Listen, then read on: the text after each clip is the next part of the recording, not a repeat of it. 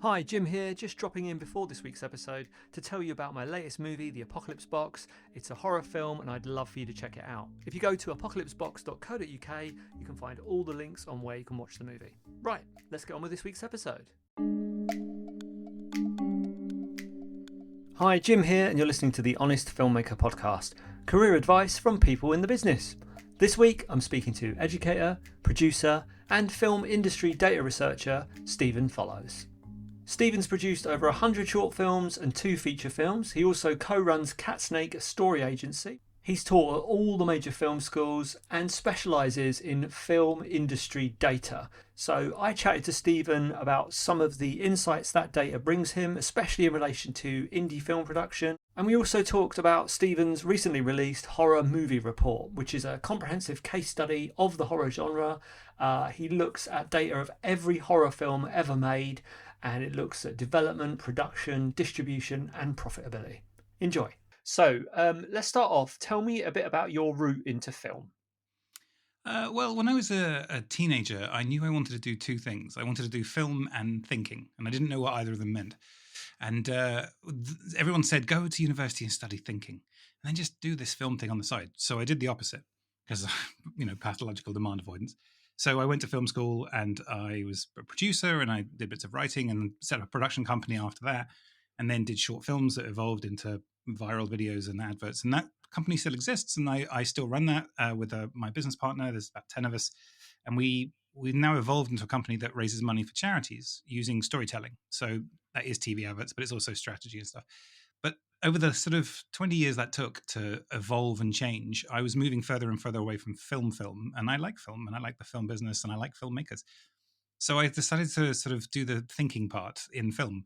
And so I, maybe 15 years ago, something like that, I set up a blog where I was just sharing things I thought was interesting, and I was helping friends with their business plans and all that sort of stuff.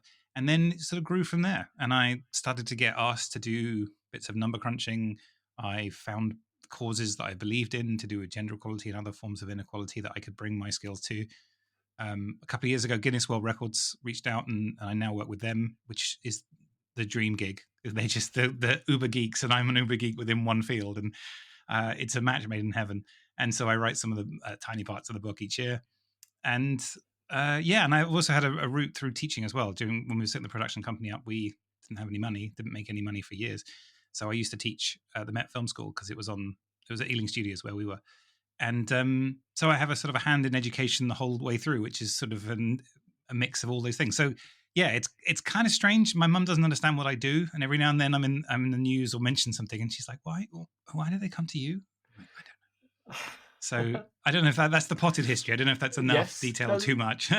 No, that is enough, because I think looking at your website, you've got a very, not a strange career, but you've got eclectic. That's a good word for it.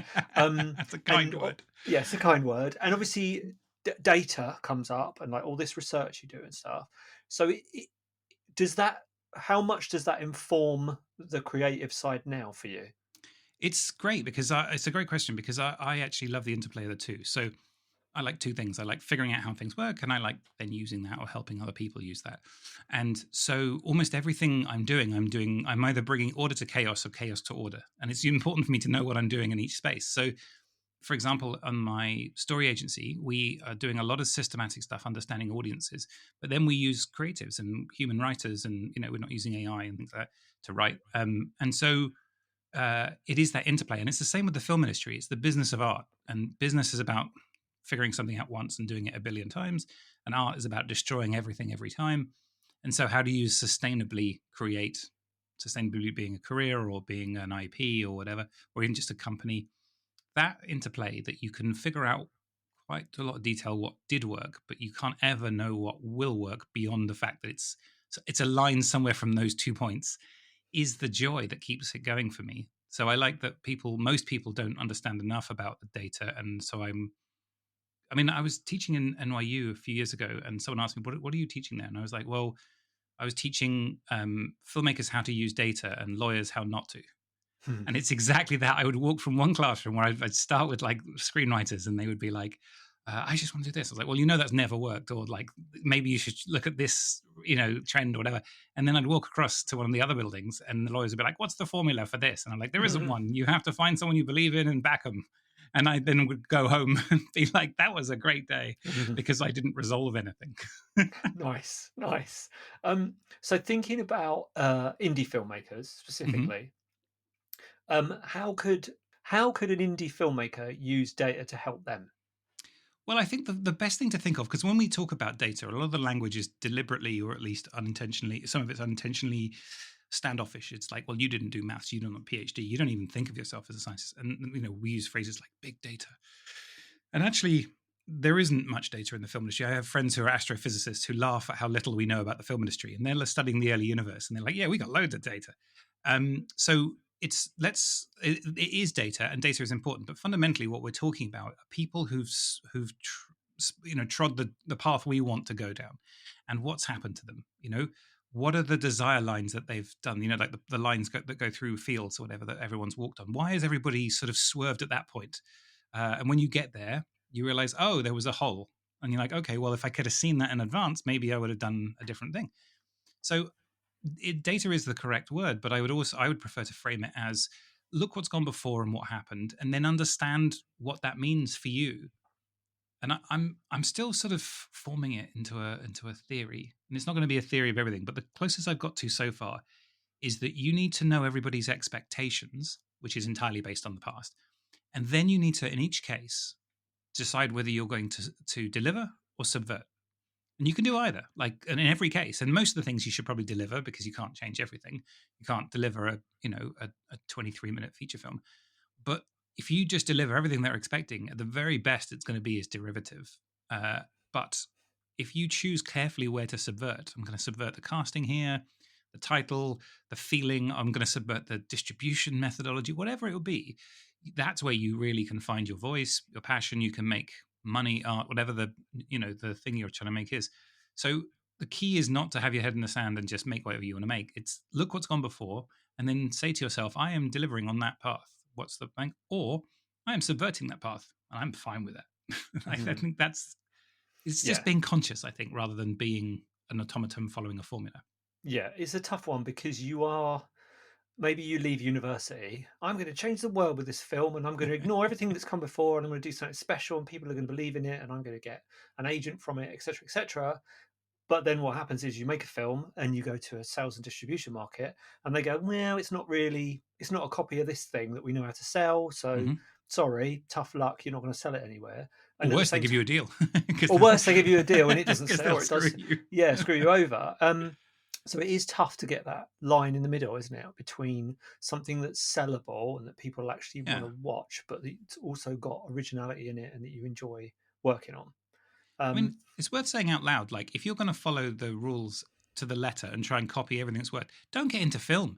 It doesn't reward that well. It's really hard work. That's not a reliable, go become an accountant, or I'm not sure what people do when they follow the rules, because I'm not one of them. But like, I'm not saying do everything that everyone else has done before, but at the same time, if you like say exactly as you just said, I'm going to be this iconoclast. There's a queue, and it's like those people that climb Everest, and they're like, I'm about to get to Everest Peak, and then there's this big queue of people. You're like, yeah, there's lots of people that have had that model. You're not the first one to have invented this. Yeah, definitely.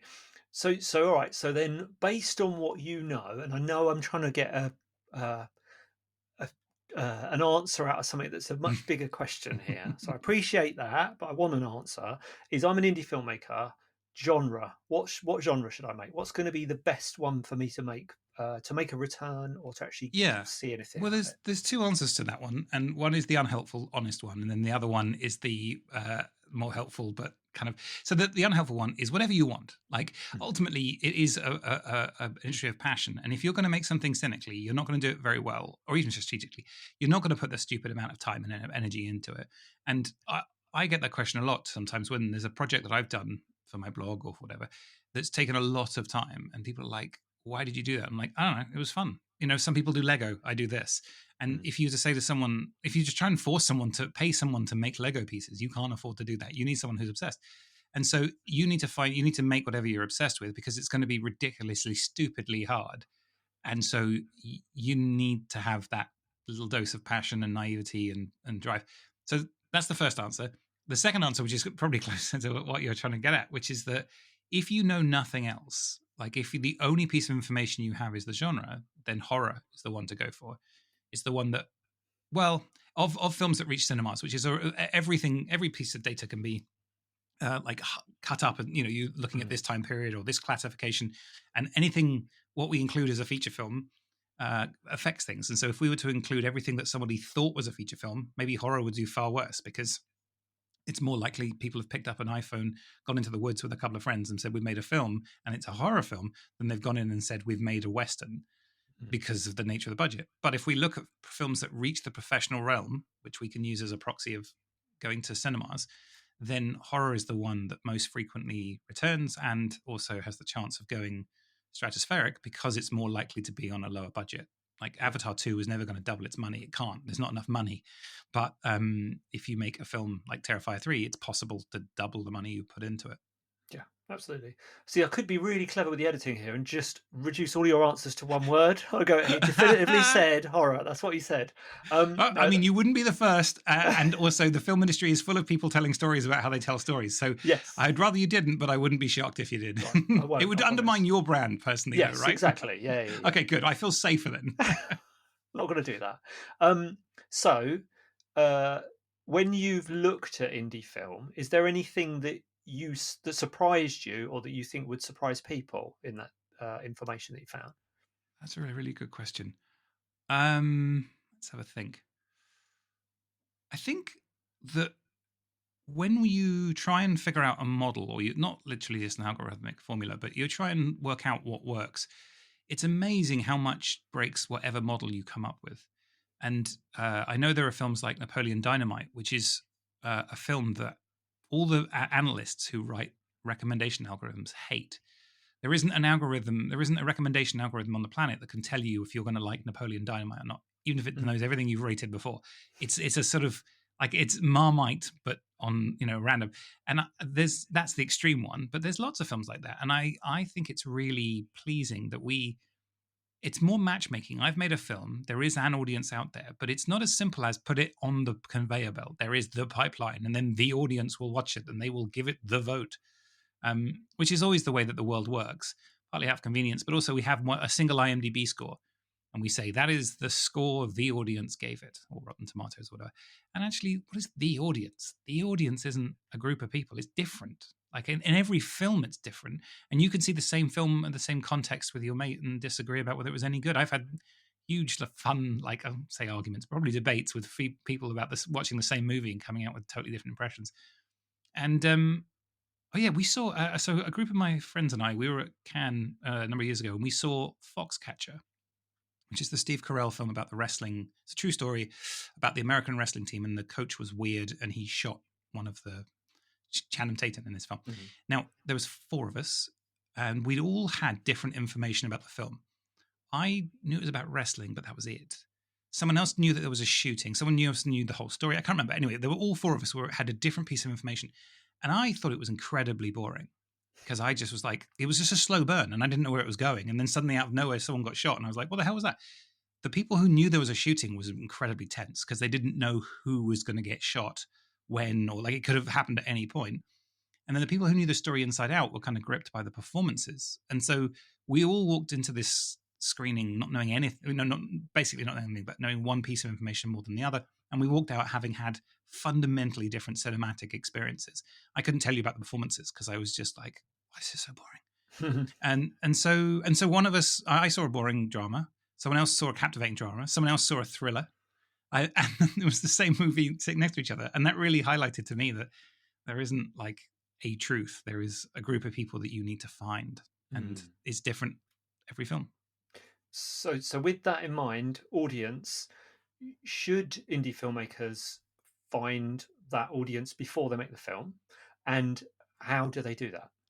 So the film industry itself, as a group of people, is a load of middle people, like middlemen and women, who you have to rely on. And sometimes they're screwing you, and sometimes they're helping you, and sometimes they're doing both. But fundamentally, the relationship is between you and the audience. It's just that those people are a necessary function. You don't own a cinema. You don't know how to get a Kazakhstan distribution agreement or whatever. So fundamentally your audience relationship is the key one. And if you can sidestep as many of those things as possible, whether it's through Patreon, Substack, whether it's having, selling direct, whatever, then that's great. You may not be able to reach the certain heights, and certainly you won't be able to get a sort of the scale of cinema advertising or release. But the more you can build a sustainable connection with your audience and understand what they want and they understand you, the more you've taken control of your entire career. But at the same time, if you can't cut out all those middle people, they are there. And even if they're wrong, which they're often not, because it is their job, they're not doing it to screw you, then there is information. If they're telling you to change the title of your movie, there's a reason. And they may have bad suggestions, but they have identified a real problem. So if you can sidestep all the white middle people, brilliant. If you have to please any of them, make sure you try and understand what they actually want and why. Might be that they're lazy. It might also be that they just know that calling it The Table is not going to sell, and they haven't got the time, and they can't be bothered to explain to you. So they've come in and said, like, Everybody Dies, that's the new title, and you're like, no, that's crap. But spend the time to go, okay, but how did you get there? Why? And then they're like, well, it needs to be clear it's a horror film, and like, all right, well, give me 3 days and I'll come back to you with 10 options with that, and then you get the title you like. The killer table, the table where everyone dies. I don't know. I'm clearly that's not my forte. But yeah, so I think understanding those people, because you can't argue with them because they just won't do a deal with you. Yeah. Good advice. So I'll make another question that's probably not got a simple answer to it. Don't worry, they're my specialties. Yes. Film festivals, indie filmmakers, is it worth it? It's a lot of money. You've got to pay loads of cash out to get into them. If you're lucky enough to get into them, what does that actually mean for you, financially? What's your opinion on that, or what have you found from that? Well, I mean, they serve an interesting function and a set of functions. They're a discovery methodology for people discovering that your film exists and seeing it. They're a validation methodology. You win the audience vote or people talk about it. They also serve as a way of us meeting each other in an international business, everyone going to a small number of festivals, or if you're in a local community or a subgenre, going to the festival that is the key festival for that thing will really help you embed in that world. And they also provide knowledge, because if you go to a market and you walk around it, you're like, that's how they sell movies. I get it. And it's really depressing, but it's also really interesting because you get to sort of learn it. So they serve multiple functions, and where you are in your career will dictate what's important to you. I think the myth of like you go, I mean, I grew up people telling me about the indie movies of the 90s, and the template I was told was that you make this amazing movie on credit cards or paid for by dentists. You go to Sundance, you get into Sundance. It's like an amazing screening, and then you hold the negotiation in the lobby with all of the distributors offering deals, and you don't leave without a deal. And like that may have happened on 2 or 3 films, but it didn't really work then. And now there are about 10 times as many movies, and I don't know, comparably many more routes to market. And also that relied on you getting to Sundance. Like looking at the odds, I mean, the number of people that submit to Sundance is in the tens of thousands. Like the odds you getting in is next to zero. And then the odds on it, like how many films at Sundance are play and then never heard of again. So it's not that you shouldn't have that dream. It's just that isn't plan A, right? I need to know that's not or at least that's not your only plan. And so thinking about what plan B would be, it'd be like, okay, well, I do need to do networking. Well, that's okay to go to festivals, and I'm going to meet people that maybe 10 years later I'm going to form real careers with, where we all go up. Fine, I can do that. I'm going to learn how the film business works. Well, you only need to go to 1 or 2 once or twice. Like you should go to more if you want to, and then you'll learn more. But the first time, let's say the first time you go to the Cannes market and you walk around, that will do 90% of the learning you ever need to do of getting the framework in your head, the paradigm. And then about meeting people, you've got to re-up those relationships. They've got to have a reason for meeting you. If you meet them every year and tell them you're making a film and you never make a film, you're teaching them the wrong lesson. So breaking down why you're going, why you're submitting your film, what are the odds, then you can be a bit more rational. But it's kind of sad that there's no point in the process where somebody takes things off your hands and says, don't worry, son, get in the car, we'll take you there. It doesn't work like that ever. No, everything is a grind. Yeah, you're right. And I guess the thing I'm finding with now everything's for indie films, it's mostly straight onto streaming, is you get told, take the laurels off the poster, nobody cares, The sales and distributors, no, not interested unless it's one of the big five or however Even many then, there are. I see posters on the tube and they say Cannes Film Festival and they've got like a sad woman on the cover. And I don't think that's selling anything more than at the Curzon or the Everyman or something small. I can't test this ever, but I think winning Cannes is functionally irrelevant. Because if it's a good film anyway, like if you let's assume, which is not always the case, the one that wins Cannes is the best film. It's going to get good reviews and it's going to get good word of mouth. I wonder whether for the audience it does nothing. Now it may have helped for attracting distributors, getting a better deal. Like there's many good reasons, and also we should celebrate great art. But when it comes to distribution, I'm not sure winning Cannes helps. And so anything down from that, which is a way of saying everything. I mean, winning an Oscar qualifying festival certainly changes the game. Now you are qualifying, but it's not the goal in and of itself.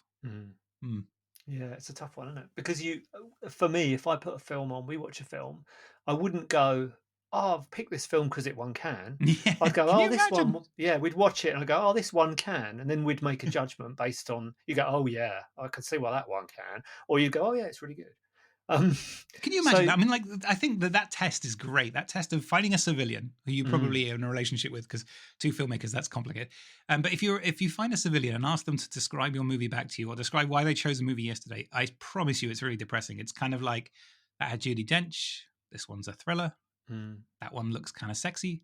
And like you have put your heart and soul into it. But the thing is that it's not that they don't care about you, all the nuance and all of the art that you're going to do. It's that's not going to help get them in the cinema. Once they're sitting down, right, now you're in charge. You're in charge of what they see and hear for 2 hours. Like you're a god to them.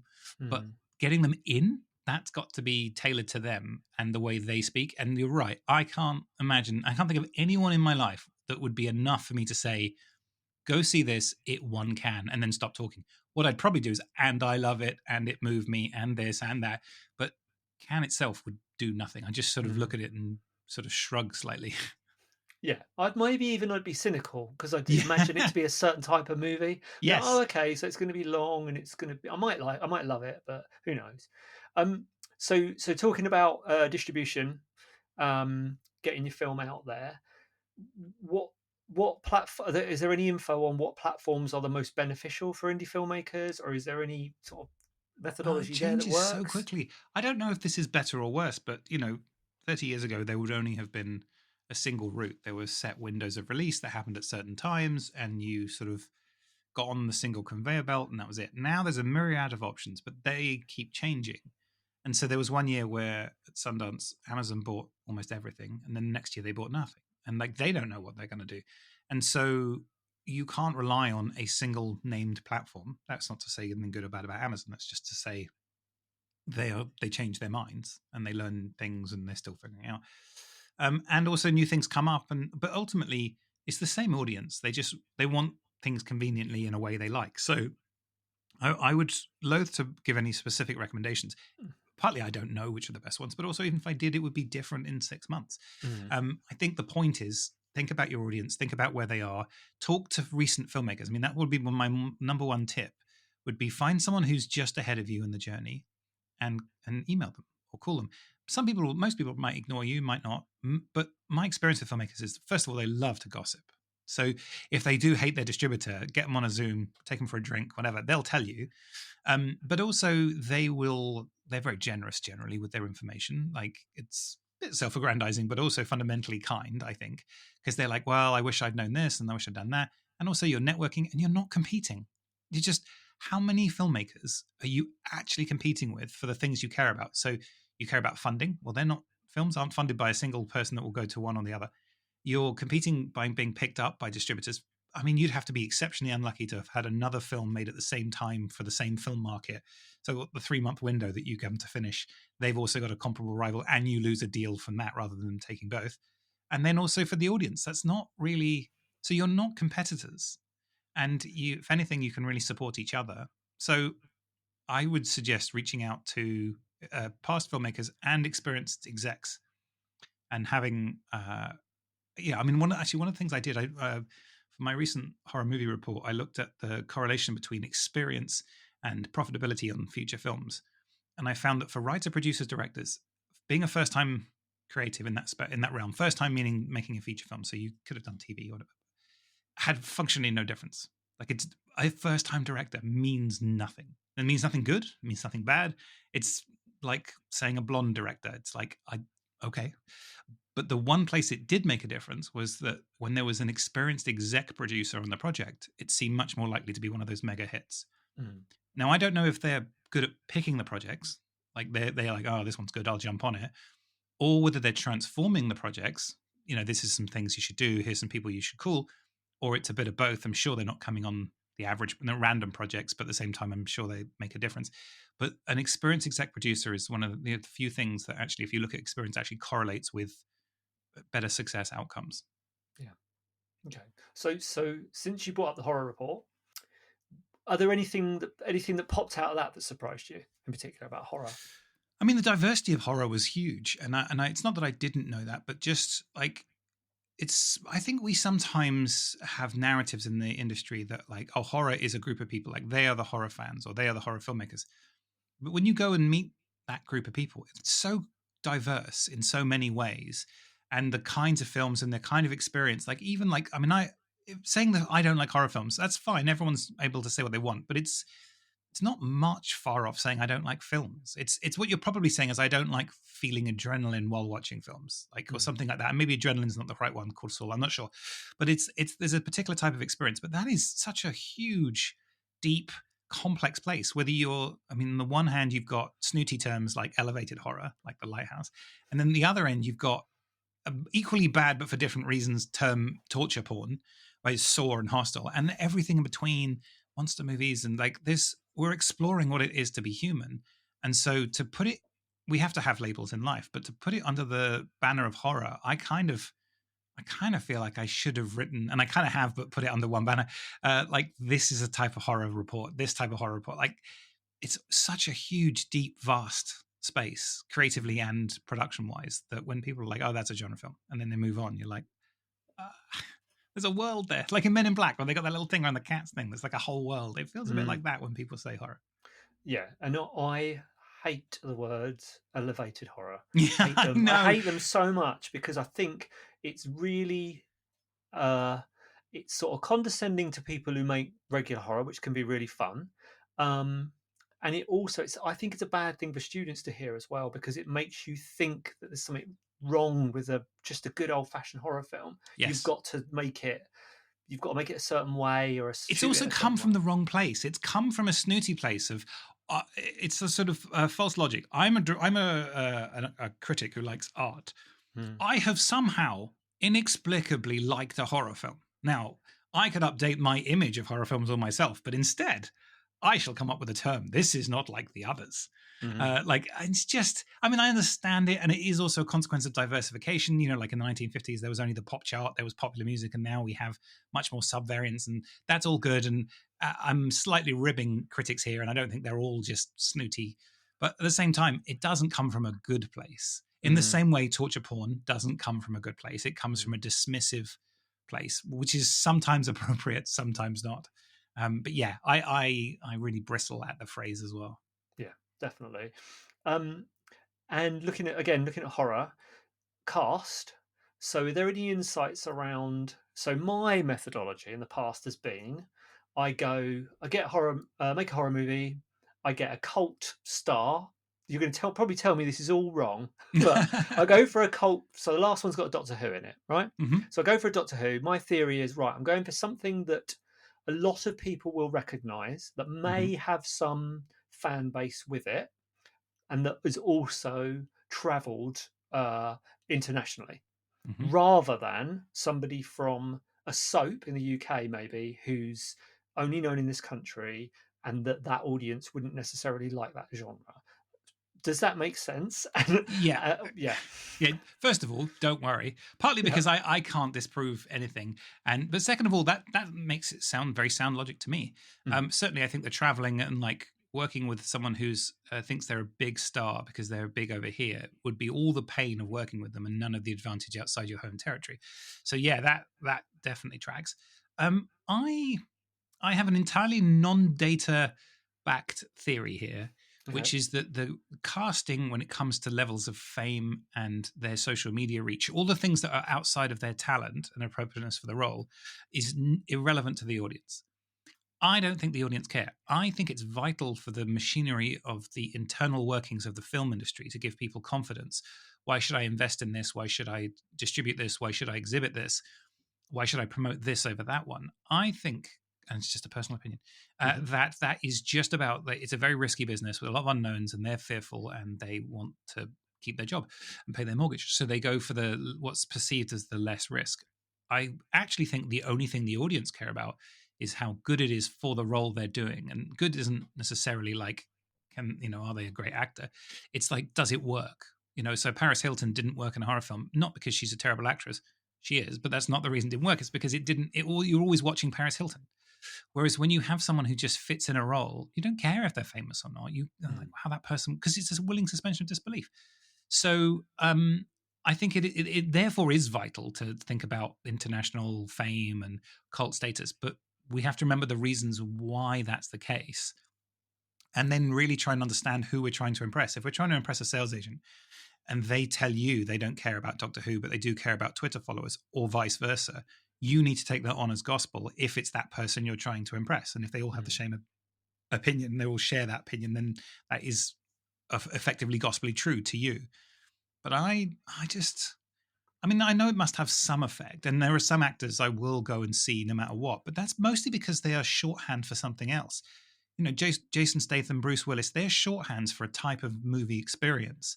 Whereas if one of them in their prime was in a very strange film, like Adam Sandler's a good example, and he was in Uncut Gems, how many people were like, well, I don't care what the film is, I just want to see Adam Sandler. And then they watched it and were like, great, I watched Adam Sandler. I don't think that happened. Maybe some of them started it, but I don't think many of them. So I think it is about understanding that it's not about the product, it's about the product's journey, but that therefore still makes it essential. And your logic is sound to me, and sounds defendable to an investor or to a third party, which arguably, as I said, that's the job. They just need to know that you're on top of this. Like, do I trust this guy? And they're like, yeah, that sounds like he's thought about it. Checks out. Okay, what do you need? Yeah, and I would say I've had the other experience. I've had a sales agent or maybe distributor agreement where they've asked for cast listed with social media accounts. Oh yeah, numbers. definitely. That's definitely happening. Yeah. People are being cast for that reason. Yeah, people are buying followers for that reason. Like that's 100% what they're doing, and I think they're doing it out of fear, because what else can they use? Especially if it's a pre-sale, they haven't seen the film, and many genres like horror, and certainly low budget, is execution dependent. Not the executions you're thinking of, but like the actual doing of the film. Is the actual film any good? So in the absence of any other information, I kind of understand why they run away to this thing I don't like that they do. Yeah, I kind of get it. Yeah, and I would say from somebody who's made a couple of films, somebody who's made films put cult stars in them, the value actually as a filmmaker also comes in that if you're trying to get a location, or you're trying to convince someone to help you make the film, and you're making the film Peanuts, yes. You can go, oh, it's got Sylvester McCoy in it, and the people at the pub, it's just silly. They go, oh, Doctor Who. No, he might not even be in the scene you're shooting there, but it does open doors, and it gives the people who help you something to sort of. And that's great, because they're really getting that. If they really want to meet, or at least know that their pub was Sesame McCoy, and he's okay with being paid for trading on that name, that's superb. That's great. That is the true entrepreneurial spirit of a filmmaker. Is there any within that horror report? Are there any types? We talked about the subgenres of horror. Are there any types of horror that do better than others? Well, I will refer the member to my previous answer where I said, make what you want, what you love. Now I've said the Hail Marys, I'll answer the question. I mean, obviously the things that are made on a lower budget tend to have a better chance. If they're going to make money, the money will go further because there's less to pay back. So found footage films tend to go, when they go astronomical, they're the ones that are in the top, like in the sort of greatest of all time, like Paranormal Activity or Blair Witch, or anything like that.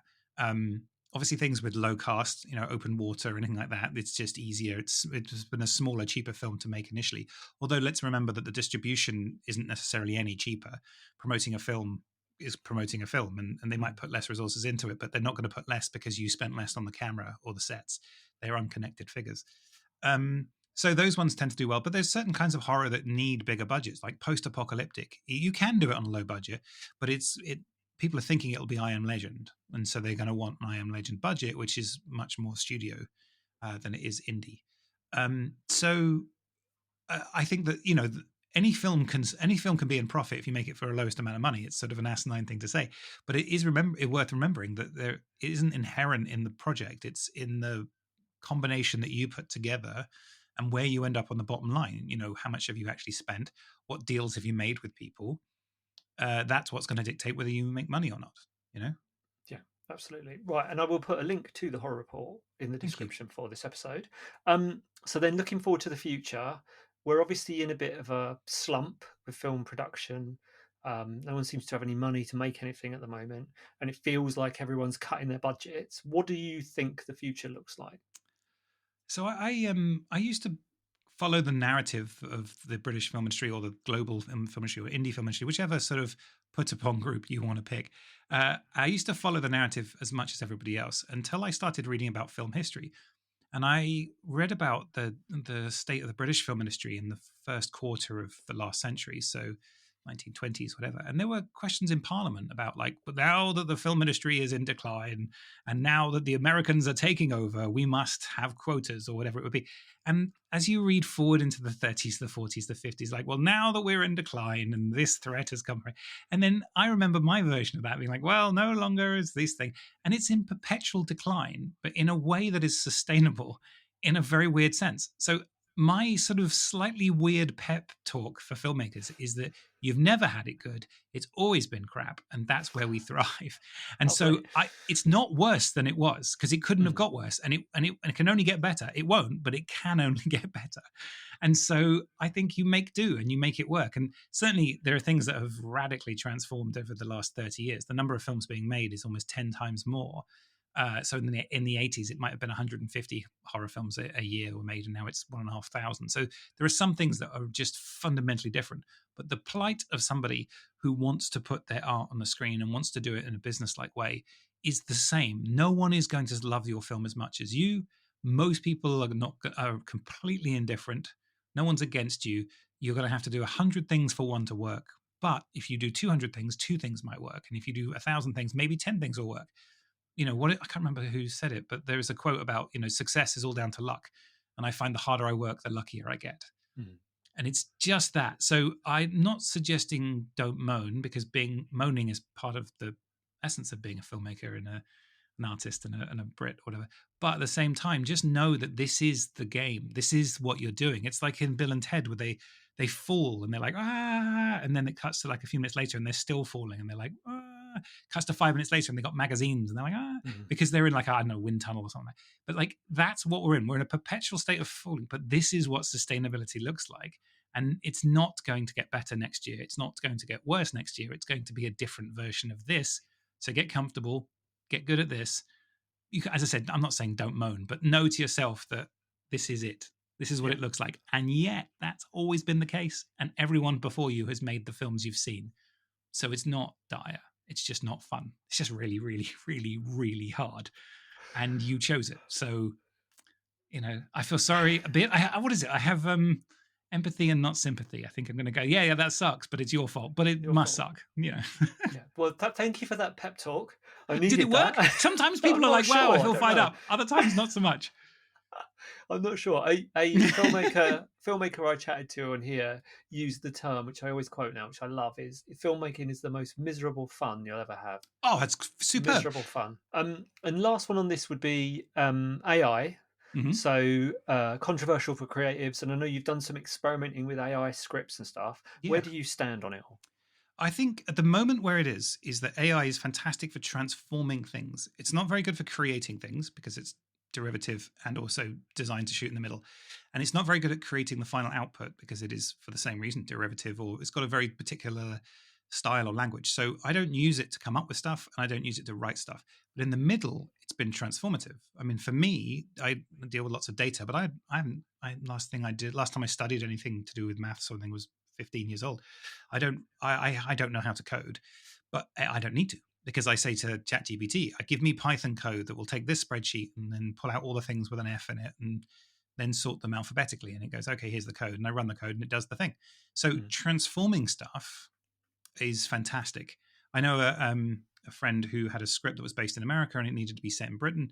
And so he said, here's the script. Tell me what kinds of things I need to change. And it found amazing things like bodegas.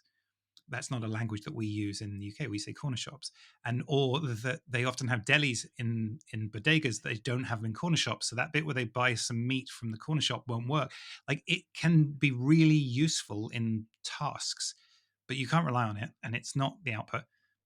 I mean, I don't know here, but I can't, unless the speed of, or even direction of travel of improvement slows down, which there's no sign it will. It should at some point, but if everything carries on the trajectory we're on, it will create brilliant scripts, brilliant video. You will never need to write or shoot anything ever again. However, we will, because we don't need vinyl records. I don't need artisan cheese. In fact, we don't need 99% of the calories we buy. We want them. We like handmade. We like the perspective. So it might be a smaller industry, but there'll always be an industry of creatives because so many things have been invalidated. We don't need to write things down. We don't need printed books. Now we have Kindles, and I love reading a printed book, and I don't own a Kindle. So I'm not concerned for it, but it will be radically different than it is now. And I think there is a lot of creative destruction on the, coming in the next 10 years. And the idea that we could strike about it or complain about it or tweet about it and it make any difference is totally human and understandable. But just, we are playing violins on the Titanic, but we should realize it's not necessarily sinking, it's changing. There are other ships, there are other things. It's just that we all have loss aversion. It's so easy to see what we're going to lose because we know we're going to lose it, but it's so hard to see what we're going to gain. But you try going back to the 1950s or the 1850s and tell people there, like, imagine somebody who rears horses in 1870 and be like, yeah, no, that's not a thing anymore. But that human being and what they loved about horses or doing their job, there'll be other jobs for them. And so the earlier you can embrace it and try and identify what those new roles for creatives are going to be, the quicker you'll be able to jump onto the next sinking ship, and then the next, and then the next, and then you die. I don't know. Again, I'm not sure whether I'm an inspirational speaker or not, but I don't think burying the head in the sand, I don't think banning people from doing things is going to make a jot of difference. I hope you enjoyed that episode. If you'd like to hear from more industry professionals, how they got into the business and how you can do the same, or you just want to listen to some cool stories from movie sets around the world, then please do subscribe to the Honest Filmmaker podcast.